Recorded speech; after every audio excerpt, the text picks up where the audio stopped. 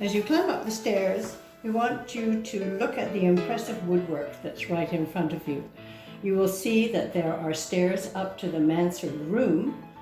They are curved. No longer are they code, so that's why there is a locked door on it.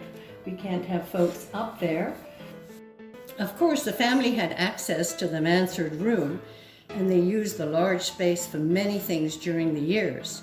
Mary Phillips has a wonderful story about how Jim Worthington used some of the space. Mary? Jim Worthington had built himself a darkroom to satisfy his love of photography.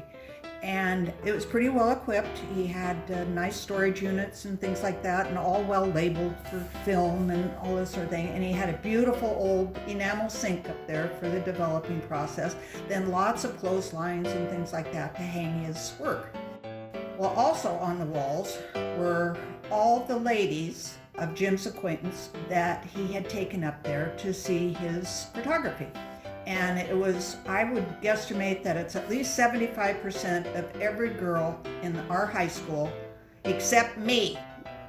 I don't know how I was overlooked. I just don't understand it. But as an adult, I've talked to Jim about it, and we've reconciled that it's all okay now and that he was saving the best for last. And so we're friends forever now. But I remember walking in there and seeing my friend Kay Miller, who was also my neighbor, and I was just aghast that here she had been asked to visit the darkroom, and I never had been. So that's my story about the darkroom. Thank you, Mary, for that wonderful story.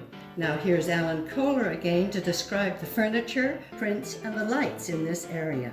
You see a carved side chair with arms, oak, what we would almost call a little over-decorative for the period, but very comfortable. And this shows you a little bit of what has been done through the Midwest.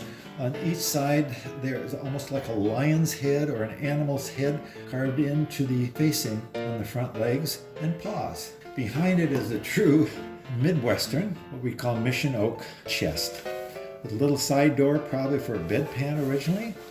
And as you look up at the ceiling, you're going to see two matching wonderful chandeliers. Again, very fortunate to find those as a pair with their original edge glass. Notice the three works of art hanging on the west wall. Those are elements from Edward Curtis's folio of the Northwest, folio number 9, that depicted the tribes and tribal people of this region. The man on the left is Quilcene man. The young person on the right is Quilcene boy. And then the centerpiece is one of the carved longboats out of cedar of the Northwest Indians on Puget Sound. Thank you, Alan. You might have noticed the door under the cove ceiling that was directly in front of you as you came up the stairs. This is the door that originally went to the servants' quarters, but we now use it as a storage room. This is an area where a lot of restoration was required. Both walls were deteriorated and had to be repaired, some with epoxy to stabilize the lath and plaster, and other areas with new drywall. The railing also required a lot of attention.